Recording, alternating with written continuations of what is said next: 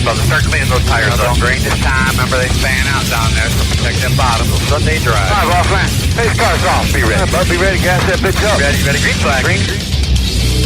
Hello, everybody, and welcome to the Inside Pass. Another Monday evening. If you're listening to us live on Race Chaser Online, Randy Miller, Tom Baker, Peter Strada, Noah Lewis, Chris Murdoch, all sitting around going to talk racing, but we have to take care of our usual business first, which is going to the hotline. So we've been on this kick about 200 shows, and we've had just about everybody on that's been a part of the 200 shows over the last several weeks. And this one pretty much takes the cake between him and Nick DeGroot, who's busy tonight, but he'll be on next week, hopefully with a championship in his hand, and we'll talk about that later. But Chris Rice has been a huge part of our show from the very beginning when he was back in Turner Motorsports, did Fantasy NASCAR with us every week, and has been a very integral part of what we've been able to accomplish here with 200 episodes, and I'm excited to have him on tonight. He has now gone all the way to a general manager role, and he's also crew chiefing for AJ Allmendinger, but that's a whole other story. But we are excited to have Chris on the hotline. Mr. Rice, thank you so much for taking some time out to join us tonight. Did my dad call Chris, in are you there? or something? Because you said Mr. Rice. Chris is in How you guys parentheses. We'll try and get Chris back out of parentheses. Hopefully and get him on the air. Maybe he'll We're call not us back sure. in a minute or so. But again, an integral part of of what we've done here on our show. And I mentioned Nick DeGroot. DeGroot's on next week, and tonight he is going to try to compete for a championship with the Monday Night Madness League, and so hopefully we'll talk to him about a championship. Chris, are you now there? Yes, you got me? Okay. We have a technical issue with the phone line, so Don't you love those? it happens I every don't. now and again. I don't love technical issues. Not sure what They're that not would fun. be, but Hello. There he is. There we well. All right, can you hear me now? I got you guys. Can you hear me? We can hear you. Yes. Except that he's not coming over the air. Yes, We hear him in the studio. Yeah, we can We hear can you in the hear him studio, but you're not coming but out we over can't the hear air. him So on the air. I didn't go to college for this kind of thing, so I don't know what button we're Chris not pushing. Murdoch did, but I think the board is like something is backwards on the board or something. It's strange. Well, we're excited to have you on. We'll just have to pretend like everybody can hear you right now, and maybe we'll figure out a magical way to make it all come together when we air this later in the week. So, anyway, thank you so much for taking the time out to join us tonight, and thank you, first of all, for all of the efforts that you put into helping us build this show over the last couple of years, and everything that you've done to help us out along the way. We appreciate it a lot. Absolutely, and I'm glad your show's going great. I'm glad it's your 200th show. That's pretty awesome. Pretty awesome to talk about NASCAR or racing or all the above for 200 shows. That's awesome.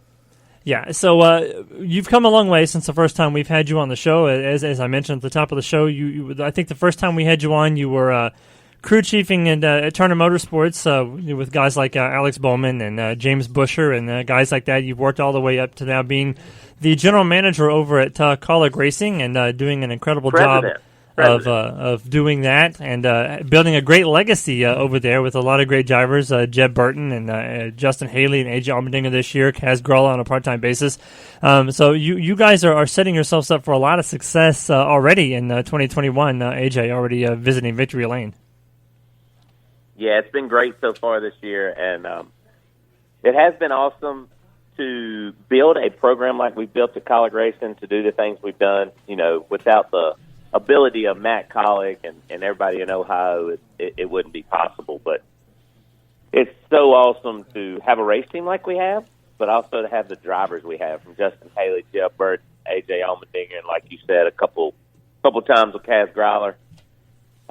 But the things we're looking forward to over the next 5 to 10 years is pretty exciting to even think about.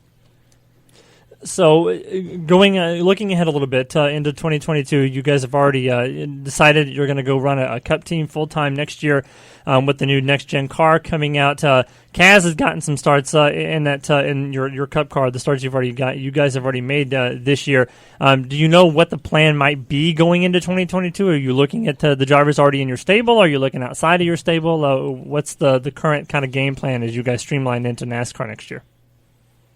Well, we definitely look inside our stable. We would love to have one of the 4 drivers that would want to step up, go Cup racing, but obviously it comes with, we got to have backing and funding to be able to do that. But yeah, we would love to go run full time in 2022 in the Cup side. But really, it all boils down to do you have a charter? Can you get into races? You know, it would be tough to go each and every week without a charter, but can you go and race and do that? So, I mean, it's a lot of work. It's a lot of things to be thinking about, but man, that next gen car is coming pretty quick. I sat down and looked over some of the stuff that you can go on and purchase now. So it's coming pretty fast, and man, we got to be on our game. Well, that's what I was wondering about, Chris. When in a conversation about moving up to Cup, obviously the funding is key, but also with the next gen car coming in, how does a team like your team, who may want to go full time in Cup, you're not going to get a lot of time to test it or whatever. Is that a disadvantage to the teams that currently are not in Cup? Does it make it harder for you to go full time in Cup next year with a car that you've really never had a chance to work with before? I don't think so. I think what the thing that is a little bit harder is getting the people to believe in your organization that you're going to go race Cup and that you're going to be a contender. You know, I look at the Denny Hamlin situation this year. You know, they're just starting to hit their stride, starting to get better and better. Yeah. And that's what our program, that's why we wanted to run so many races this year. We want to run, you know, we want to be able to compete in 2022, but like, I don't know that it's a disadvantage because nobody has those cars. We can buy those cars as soon as everybody else buys them. And with our alliance that we've had with RCR, that's deeper than just the Xfinity Series. So, you know, that helps a bunch. But, man, it's going to be fun to see how it all plays out. If all the cars get done in time, can we make it to the racetrack? You know, it's a big undertaking for anybody that's in this next-gen car, and it's going to be fun. I think one thing I attribute the success to Kaulig Racing to is the tight-knit group you guys have in the shop with the drivers and the crew. And I'm not saying there's not a lot of tight-knit groups in the garage, but you guys make a point of showing it on your socials. You guys having a good time, sharing laughs. You know, what's it mean to you to have such a tight group, almost like a family in Kaulig? Well, you know, that was built from the top down, you know, and we are big about that. If you don't fit in, or that's the hardest thing to do at Kaulig Racing, is fit in and become a member of a team, because we're not three cars. We are three cars, but we're one team filled with three cars. So, you know, it is it's hard for people to come in and realize that, oh, I got to work on the 16, the 11, and the 10.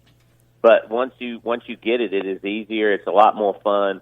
Everybody loves everybody. I mean, we have bad days. Don't get me wrong. You know, when you have a bad day at the racetrack, we definitely have bad days at the shop. But if you keep it light, you keep it fun, and you have the tools to work with, it's fun. I mean, we care about our people. I'm huge on this. Give us hard 8 hours. You go home and you enjoy your home life, and you'll be a lot happier here at the shop. So we're very, very big on that. We don't, you know, veer far from that. Your kid has a ball game, we want you there. Your kid has something going on at school, we want you there. Your wife needs something, we want you there. Your husband needs something, we want you there. So, I mean, we stay that way, and we preach it, and we try to back it up with our actions. But we do have fun. You know, AJ Allmendinger picking up Justin Haley the other day, and you know, Jeb's trying to find his way. How does Jeb fit in with Justin and AJ? So we do have fun, but also we're very competitive. We want to win trophies, we want to win races. But to do that, Matt Kaulig's always says, go out and have fun with it, and we do. That's what we try to do. It's a great way to be. Yeah, it is. So a couple of weeks ago, we had our 200th episode, and I had asked Peter has a question real quick. Go ahead, Peter. Go ahead. Chris, I'm curious, what does Jeb Burton bring to the team? What's he bring to the table in team meetings that maybe Ross Chastain did not last year? Jeb brings a bunch of Southern accent to the table. That's what he brings. No,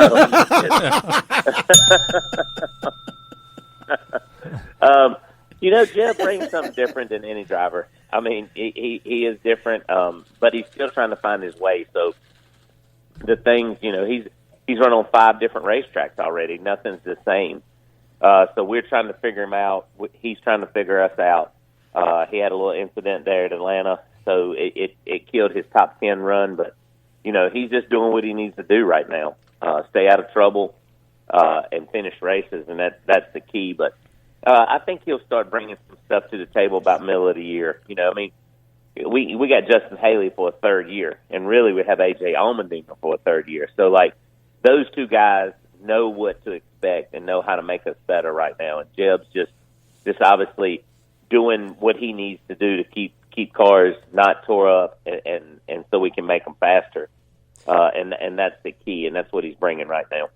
Hey, Chris, I'm Virginia born, too. You know about that good old Virginia accent, right? Dude, I got it. I got the Virginia accent. That's right. Just not quite as bad as Jeb. Yeah.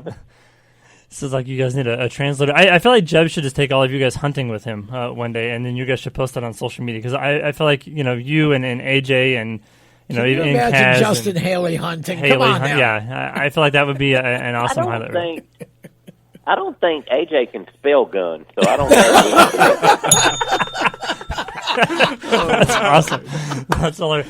He was on right before the holidays last year, and he told us a story about him and AJ at a Dick's Sporting Goods store where they almost got kicked out because they were playing football in the middle of the Dick's Sporting Goods store. So, AJ's a character. He went to the final race with us because I needed him to go in case something happened. We needed a backup driver. So my wife was kind of his chaperone the entire time we were out there for the championship game. For the championship race, yeah. And some of the texts I got from A.J. Allmendinger just would blow you away. So not only is the dude a fun guy to be around, great race car driver, but, man, some of the texts he'll send me, he sent me one yesterday that I'm still just trying to figure out why I even sent it. So it's awful.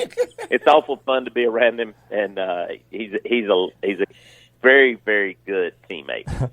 Chris, we could sit here and talk to you all day long. We've got to step off to a commercial break. But the next time you come on, I want you to tell the story about Blippi that you told me a long time ago when you and Alex were together. Alex Bowman were together. Can you do that for me? Not a problem. I'll do it. All right, I'll Chris, do it. Yes, sir. Chris, thank you so much for joining us. You guys, have a great year and go win some races and come back and join us again. Hey, thank you guys, and enjoy the night, and thanks for keeping NASCAR in the forefront. We appreciate you. No problem. Have a good night. You too. Chris Rice, we will be back with more of the Inside Pass right after this. Do you love the sound of high-revving motors and the smell of burning rubber? Do you want to get your car sideways right at the ragged edge of control? If you've always wanted to try drifting or learn to improve your drifting skills, Summit Point Motorsports Park, the Mid-Atlantic's premier motorsports facility, has the expert instructors and the specialized track to teach you how to drift and the skills necessary to drift competitively. From skid pad to open sessions, Summit Point Motorsports Park has the safe and open environment that allows drifters of all skill levels, new to intermediate, to get sideways and smoking. With a focus on safety and the skill set necessary to drift competitively, Summit Point Motorsports Park's Drift Nirvana is just the thing for you. Call for your reservation today, 304-725-8444. Or for more information, go online, summitpoint-raceway.com, or you can email them at office@bsrinc.com. Drift Nirvana, getting you sideways the right way.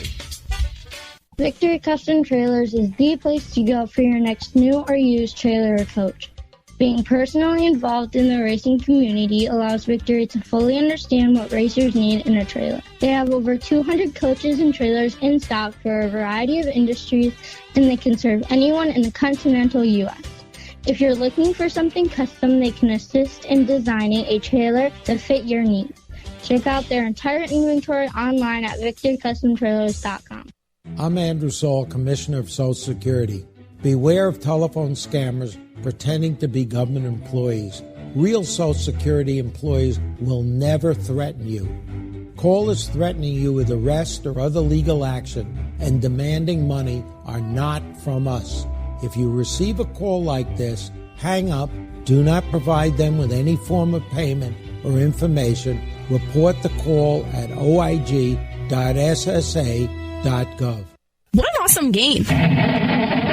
What's up with your car? I don't know. It won't start. How are we getting home? Chill. My parents signed me up for the roadside assistance from Lewis Meineke. It was free with my oil change. They'd come and get the car started or get us home and tow the car to the shop. Good to know. With my driving, my parents never know what to expect. When you join the Meineke Car Care Club with a $35 preferred service, you get 4 free months of roadside assistance, including tire change, battery jump, lockout service, towing, and more. Contact Lewis Meineke, located on Route 1, or call 827-2054. When do you think of a plumber?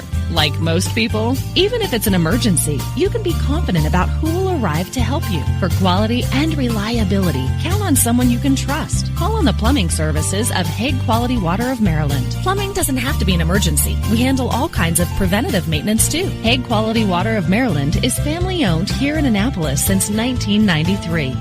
For a refreshing choice, call us at 888-84-WATER or visit us online.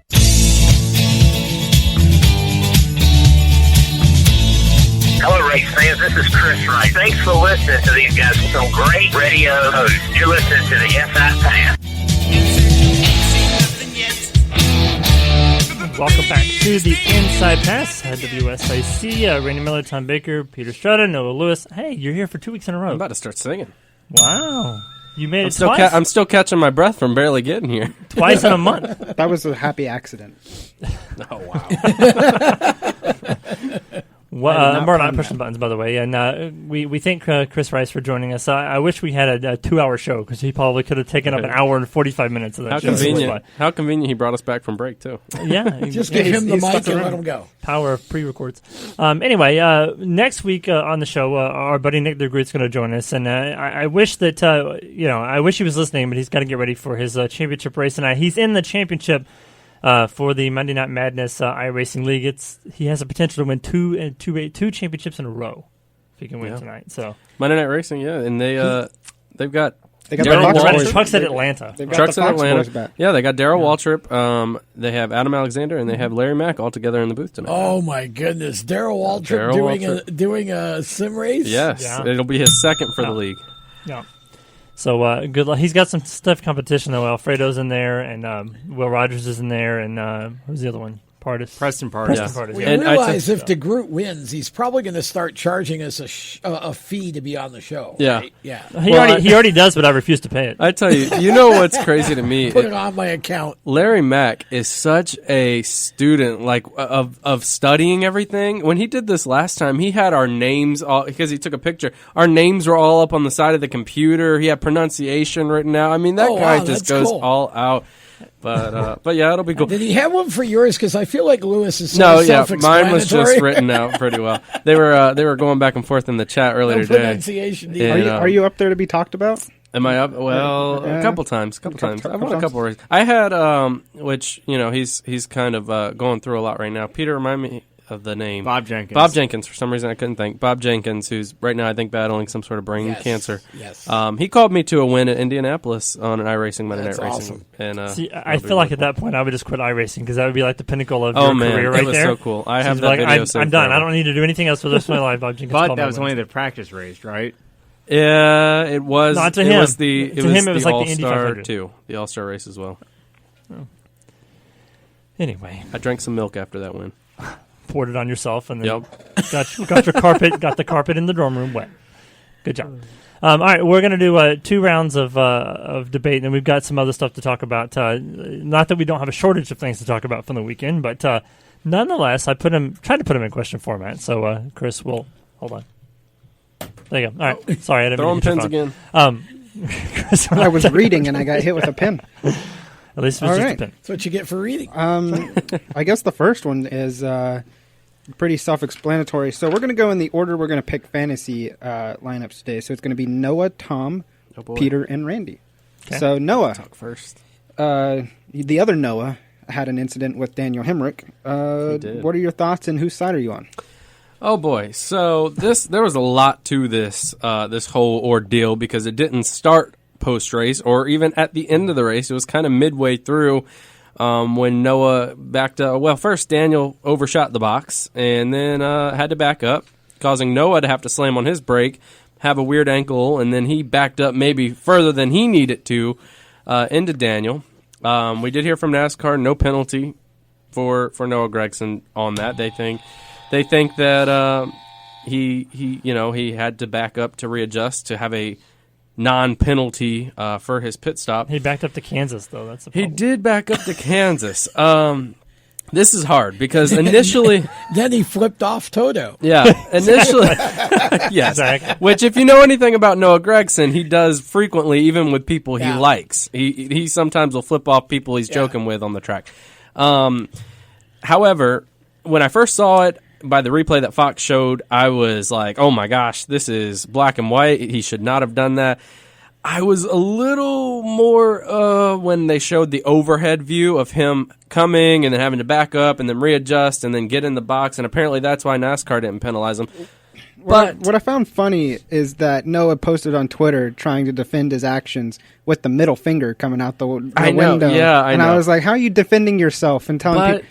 But would he? I mean, even if he didn't back up into Hemrick, I'm assuming he probably still would have stuck the middle finger out. So you never know if that was as a result of I just hit you middle finger, or if that's a result of I had to back up, readjust, and then middle finger. So I don't know here. It certainly gave us a lot to talk about, a lot to see, but I can't even really pick a side because I still don't know how I feel. I know that the NASCAR folks in the trailer are getting paid what they're getting paid to make judgment calls, and I guess I got to leave it up to them at the end of the day. Tom? So if they determine. Well, coincidentally, NASCAR Chasm, it just so happens that he caught a text from Noah Gragson to Sunday's winner, Ryan Blaney. So I'm going to let this kind of explain the situation. Is this for his me. Fake text? This is a fake text. Okay. Yeah, it's good to clarify. Good win, Ryan, Noah says. Ryan says, thank you. You had a rather eventful weekend. Noah says, I guess so. Ryan says, I haven't seen a swing and a miss like that since you tried to get Lindsey Vohn's phone number on Twitter. And Noah says, you home yet? Ryan says, yep, just landed.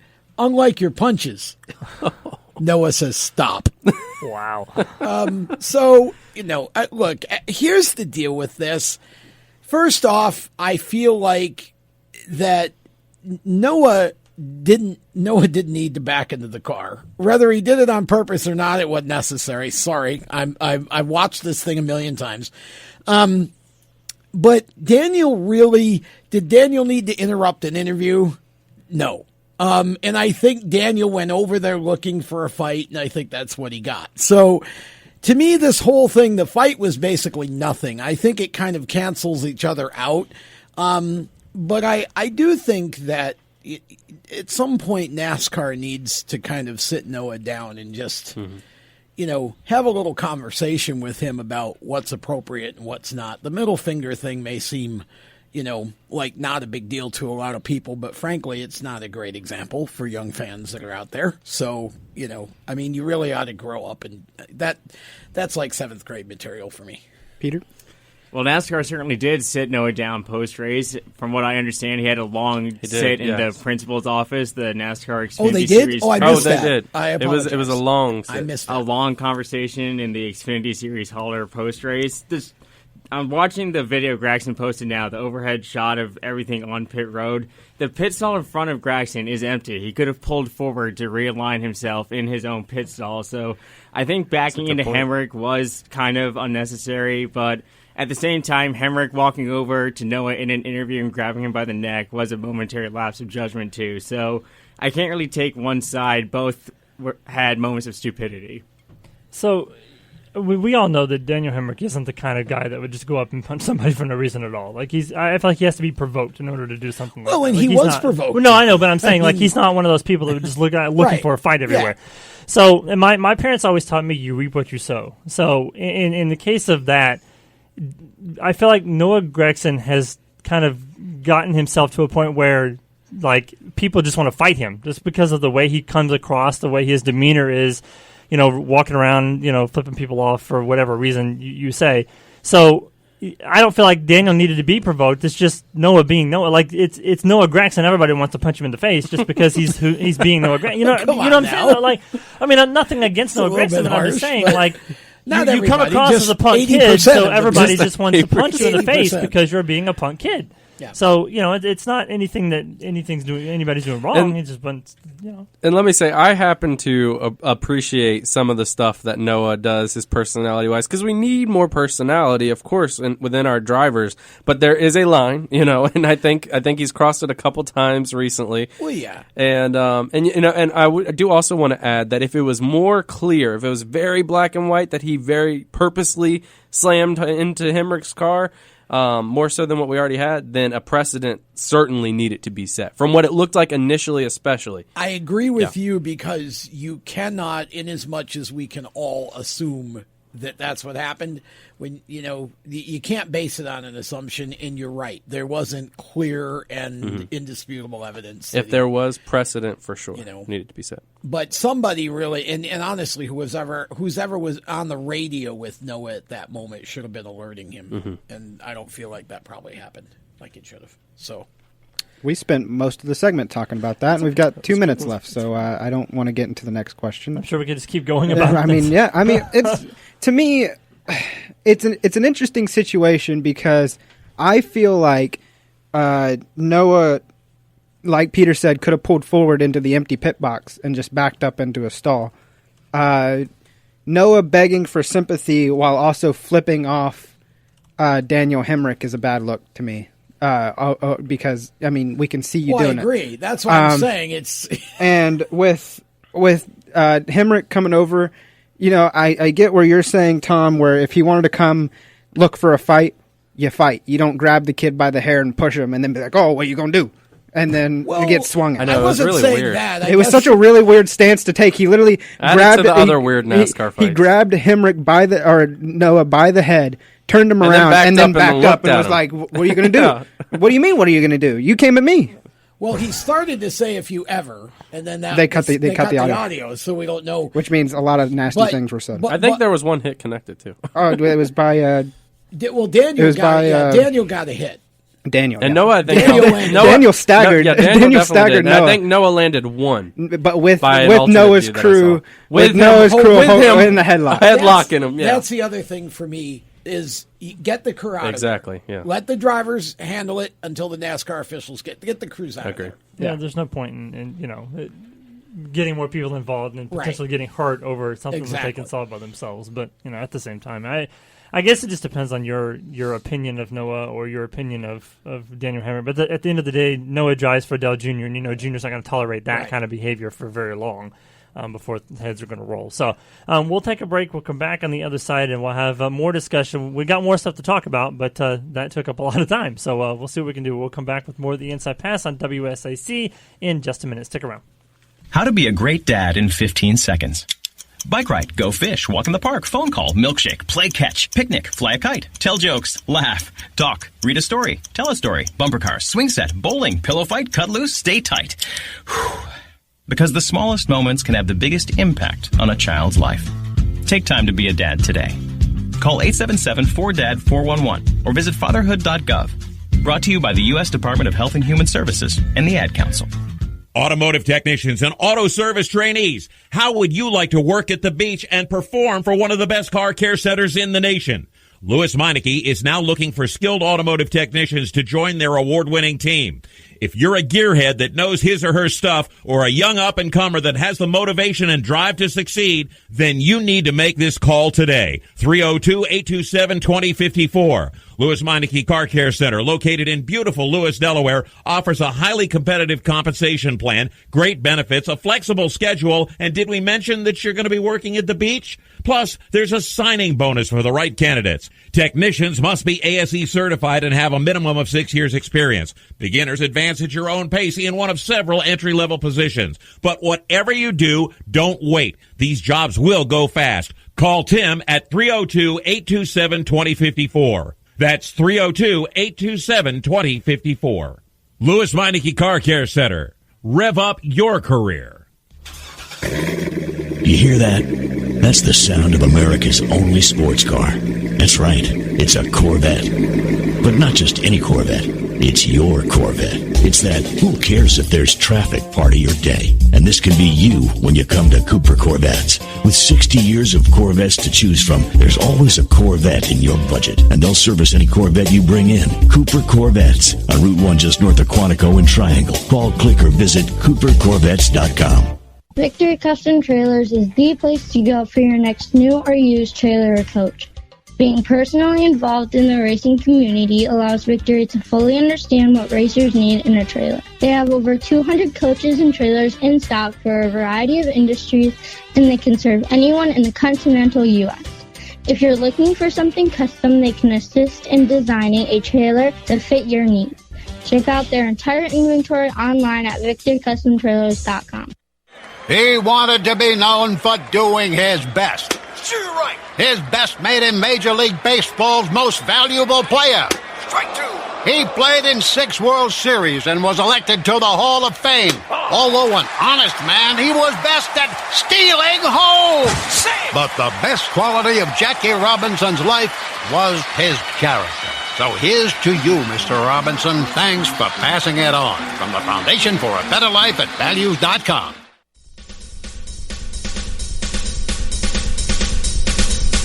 I'm Chase Elliott, and you're listening to the Inside Pass.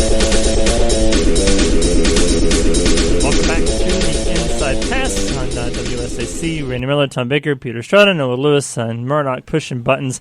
I was going to try to be funny and say that I needed to send a condolence out real quick, but I don't know if anybody's seen the video, so I don't want to say anything because it wouldn't make any sense. But I need to send condolences out to the four-wheeler that got lost during the Dirt Nationals behind the modified and flipped like 19 times. Oh, that was hilarious. Yes. So somebody's now lost their four-wheeler forever. Thankfully, the rider was okay. Well, was there anybody even on it? He had just gotten off the field. He had just gotten off. Okay. That's what I mean. It was a push when vehicle. I saw the video, there wasn't anybody on it. That's what I mean. Thankfully, he wasn't on it to not be okay. Right. It was a push vehicle behind a dirt modified, and the guy had just gotten off, and the push vehicle was still hooked to the car. Yes. Bristol Dirt Nationals used a Chili Bowl flip count. Yeah. And one thing got all of the most of the counts during that. There was a lot of torn up race cars during that event, though. From what I've seen on Twitter and stuff. But this weekend, this weekend is NASCAR's turn. But before that, don't the World of Outlaws and the late models? Yes, they do. They get their opportunity to run the gamut. So the entry list, by the way, came out. We'll talk about it during the next segment. There's a lot of drivers, 44 trucks entered, and I think just as many Cup cars entered for this weekend. A lot of talent in the Truck Series field. So we'll talk about that in the next segment. But first, we have to get back to business. So Chris, take it away. Restarts were a bit of a topic. Kurt Busch got involved in an incident on one. Noah, at what point do the rules need to be changed to avoid what happened to him? I don't really know if it's a rule change that needs to be made, more so than drivers just kind of needing to be a little more patient on the restarts, especially when you see both lanes are checked up. I mean, the rule is clear. You can't change lanes until after the start-finish line, so they did that. But at that point, you just kind of gotta hold your patience. You can't push through. And actually, I think Denny Hamlin on Twitter today, Kyle Busch tweeted at him and said, "Where are you?" in their drivers' meeting or something. And Denny said, "Out buying your brother some flowers," or something like that to make up for spinning him out. So Denny Hamlin Twitter, if you haven't checked it out, check it out because he has gotten some crazy takes on there. But yeah, I don't think that he's gotten a lot more aggressive on his takes lately. He has. He's coming. I mean, he's being savage. He was talking about Noah Gragson the other day and said something about the interview. He said, "Take the mic away from him," or something like that. I mean, he's grumpy in his old age. Oh yeah. Well, he's owned it. He's Tom. Okay, I look at this like I look at anything else with common sense. And I don't think this is a rule issue at all. As Noah said, the rule's very clear. The drivers just need to make sure that their brain stays plugged in when they throw the green on a restart. It's a 500-mile race or a 400-mile race or a 300-mile race or whatever it is. It is not a one-lap shootout until it is, in fact, a one-lap shootout. And that accident happened early in the race. So there's to me, that was completely avoidable, and it's one of those situations where the drivers just need to settle down a little bit. I feel like everybody puts all of this emphasis on restarts, and as a fan, I love watching it. But from a driving point of view, that early in the race, you just got to be less aggressive. Tom, you said it perfectly, that it was unavoidable contact, and we saw how crazy restarts were all weekend long in Atlanta, especially in the Cup race. Guys were going 3, 4, sometimes trying for 5 wide, and Hamlin was just bump drafting Kurt Busch into turn 1, trying to get momentum moving when he could have waited till into turn 2 or down the back straightaway, and just unfortunate contact that sent Busch into the wall and out of the race. Honestly, it reminds me a lot of a Daytona Talladega style of crash, like the big one we had in the 500 a couple weeks ago. And you hear spotters at those tracks say, checking up, lane's checking up, lane is, that's on them as well as the driver with what they're seeing to communicate that you can't push right now. Everybody. You certainly shouldn't be pushing a guy going into a corner. Right. I'm going to be different from you guys and say I don't think the rule needs to be changed, but I feel like they need to amend it. To where instead of the first car or whatever, the first place car having control of the restart, once the green flag comes out, you should be able to go. Whether you're at the start-finish line or not, once the green flag hits, you should be able to gas on it and go. If you pass 9 cars, then you should have gone and not wasted time. Because I feel like a lot of times they wait till the very last second to go, and nobody can go until the leader goes, and then nobody can pass into the start-finish line. I feel like once the green flag drops, you should be able to just gas on it and go. Whatever happens. Well, technically, the rule... terrible idea. That's what they do in dirt racing. When the green flag comes out, you go. The rule is, though, just to clarify, on the initial start, you can't beat the leader to the line. On every other start, the leader has to go first in the restart zone, but the second-place car, if they match it perfectly or match it enough, can technically beat the leader to the line. Yeah, but the 8th place guy can't go to 5th before the line. No, that's what. Well, I'm not. Well, wait a minute. No, I'm not saying we should have 9 cars side by side at the start finish line. I'm saying when the leader gets to the restart zone and the flagmen raise the green flag, it's go time. If you don't go and you spin your tires, then that's on you, and you just lost all those positions. It's not like, waiting until the very last minute to go, and then, they cause a wreck, and it's, it's their fault or the other person's fault. It just doesn't make any sense. That's also why we have to choose now. Choose where you want. Pushing is what caused that. All right, we're going to move on to some fill in the blank. All of the failed inspections with Hendrick cars, this season make them look blank, Noah. Smart. I mean, yeah, they're failing, but they're trying something, and they're still fast. So they're fast enough to climb back through the field and get back to the front. Then if you're trying something and hoping that it helps you and you pass through tech inspection and it's not hurting you bad enough, then, hey, go for it. Tom? I'm sorry, I keep forgetting I'm second. It makes them look suspicious is what it makes them look, but in reality, all these teams do this. The only reason that they're catching Hendrick is because obviously whatever they're doing is more obvious than what all the other teams are doing that week. No, I mean, there's no excuse to me for showing up at the racetrack and failing an inspection. These guys all should know better than that. But again, they all push the limit. And that's just how it is. So I don't see this being a huge deal other than the larger concept of I think it just makes them all look silly. Peter. All these failed inspections for Hendrick make them look innovative. No team the size of Hendrick would be as good as they are right now if they weren't pushing the envelope to the nth degree on every rule possible, trying to find that edge. I really think they're using the old Cole Pern logic of bringing 12 illegal things to the racetrack and hoping only 9 get caught. So. Is that what he said? And oh, by the way, who's got their hand on all 4 teams this year at Hendrick Motorsports? Chad Canals. That guy has admitted that he brings whatever he can bring, and if that don't work, he tries the next one. It's true. I think it makes Hendrick Motorsports look like they like to start dead last every week and work their way to the front, because every week one of them starts dead last, and they always make it to the front before the end of the first stage. So I think secretly they all like, hey, let's just start in the back and see how many cars we can pass. If they got passing points during NASCAR, they'd all be the points leader right now. Getting a lot of TV time. There'd be a 4-way tie for the lead. If you got passing points, then all the teams would be wanting to start back. Yeah, they'd all be failing. I guess in my scenario, we'd be wanting 9 wide at the start-finish line, so let's just go 40 wide and call it a day. NASCAR says they want to stop it, but they really don't, because if they did, they'd just say if you get caught cheating twice, you start 5 laps down. It's not cheating if you get That would be the caught. end of it. So they're not. All right, the Pro Invitational Series returns Wednesday. Your excitement for this is what? I am excited. I'm really excited because of the names that are going to be in it. We know Dale Jr. is coming back to run on the Fox portion of it. I think Clint Boyer might be running on there as well, so that'll be fun to have Clint and Jeff yelling at each other in the booth again. And it'll give us some midweek stuff to watch on FS1, so I'm excited for it. I'm ambivalent, honestly. I'll probably watch it, but, I mean, I'm not as excited as I was last year. Last year, there was a real purpose for it. It was, a way to have racing. We didn't have racing. I do think it's fun, but I just think it's going to be interesting to see what kind of ratings they get. I wonder if Clint got his give a damn fixed. That's what I'm wondering. Tom, I really tend to echo your sentiments here. Last year, it was perfect when there was nothing going on sports-wise, obviously no racing in the midst of the shutdown due to COVID.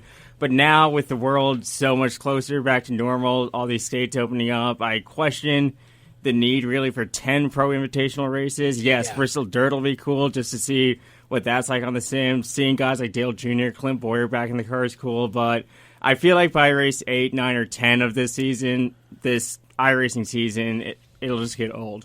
Yeah, it's kind of meh for me, too. I was excited as you guys were last year when it started, but now I feel like, okay, we have all the other sports now.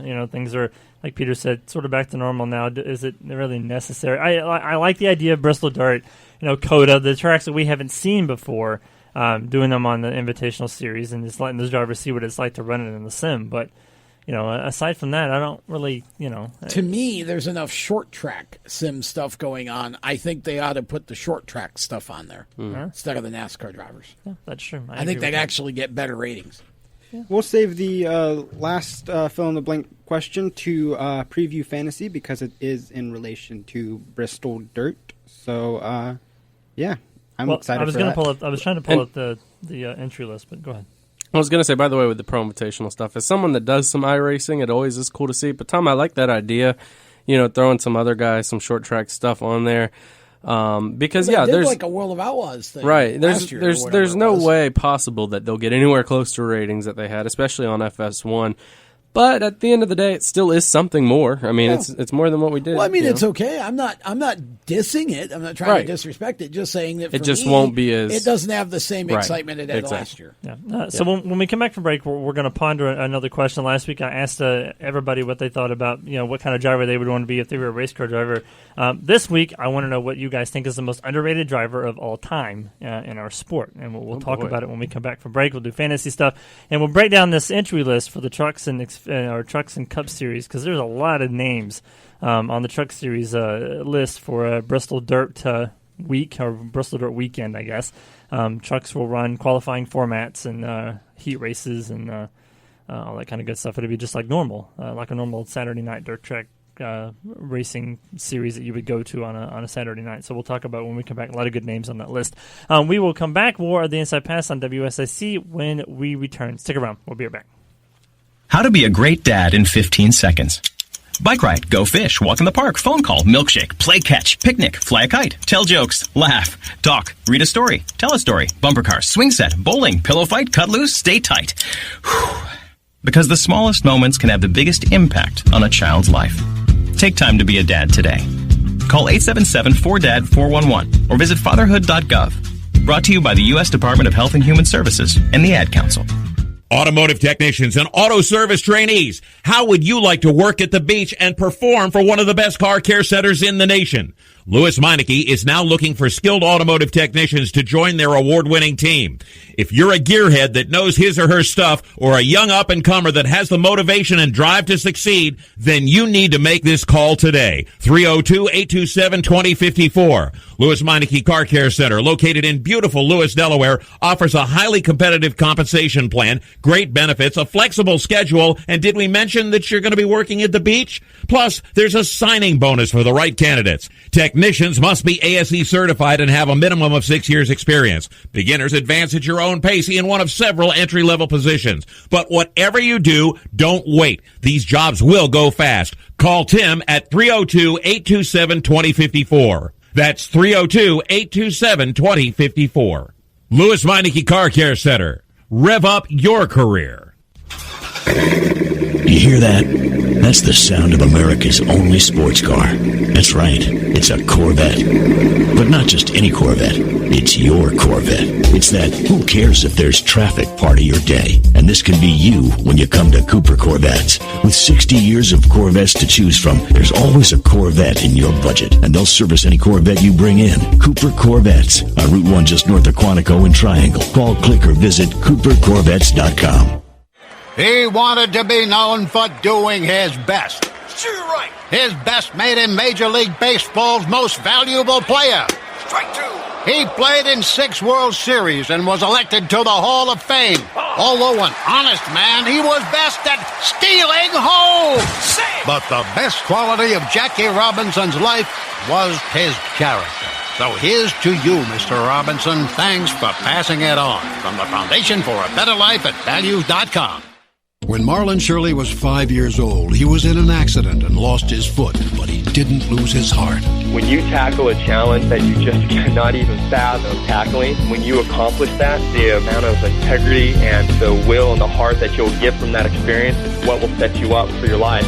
In less time than it took Marlon Shirley to say that, he can now run 100 meters because today he's the world's fastest amputee. Overcome it. Pass it on. From the Foundation for a Better Life at Values.com.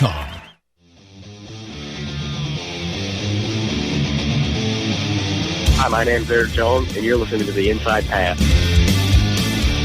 Welcome back to the Inside Pass, WSSC. If you missed any part of our show, you can catch it on demand, your favorite podcasting websites or podcasting sites. Just go to whichever one is your favorite and type in the Inside Pass, and lo and behold, you will probably find it. Or you can also look at Race Chaser Radio and probably find it there as well, because all of the Race Chaser shows are on there, including Lead Lap, which is coming up after this show airs. Chris has one more question before we pick a winner tonight. Bristol Dirt's this weekend. We'll talk about that more later in this segment. You don't have to give your pick, but who's the biggest dark horse in the field for this weekend? Cup.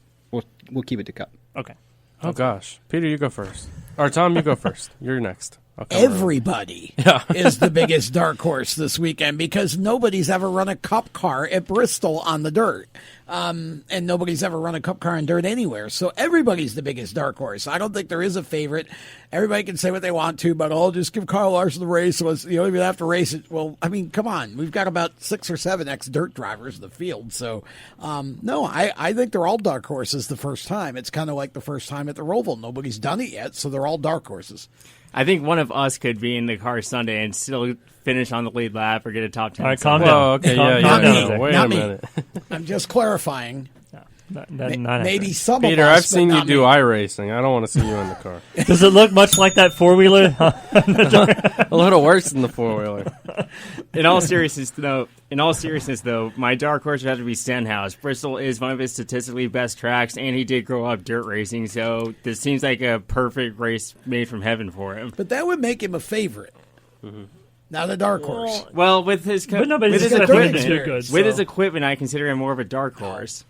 I mean, if you look at I'm just looking at This the is entry list, and we can go over the entry list in a little bit. But I mean, you got guys in underfunded teams on here too. Like Stuart Frieson's in the Spire car, so I guess that's not really underfunded. But you've got Chris Wyndham. And you have guys in cars that don't normally run NASCAR, but because it's dirt, they're ringers, I guess you could say. Sure. And like Tom said, it's pretty much like the Daytona 500 all over again because nobody really knows what to expect with Bristol on dirt. So any of these guys could end up in victory lane. I feel like. So you don't have one? No, I don't. Okay. And I made the question. I can do what I want. So. Okay. Fair enough. No, I'm going to go with Bubba Wallace. He's gotten an Eldora win in the trucks years ago, and I think that nobody's really talking about him as maybe a dirt favorite. Wouldn't it be funny if that was the first race that Bubba wins they win, with right? the new team? He win the first Eldora race? Second. Yeah, second, but I'm saying with the new team. Yeah, right. no. Like of all places, that wasn't the one circled, right? So I don't think Michael Jordan would have figured that his first win would be a dirt race. So, in fact, I wonder if Michael Jordan even knows what a dirt race is. Looking at the entry list for the Truck Series race, you've got your usual suspects in there. Daniel Suarez is in the 02 truck. Chase Briscoe's in the 04 for Cody Roper. Bubba Wallace is in the field. Let's see. Kevin Harvick is in the field. I'm trying to go through the list. Timothy Peters is in the field. Maya Snyder's in the field. Ryan Newman's in the field. Larson's in the field. Martin Truex is in the field.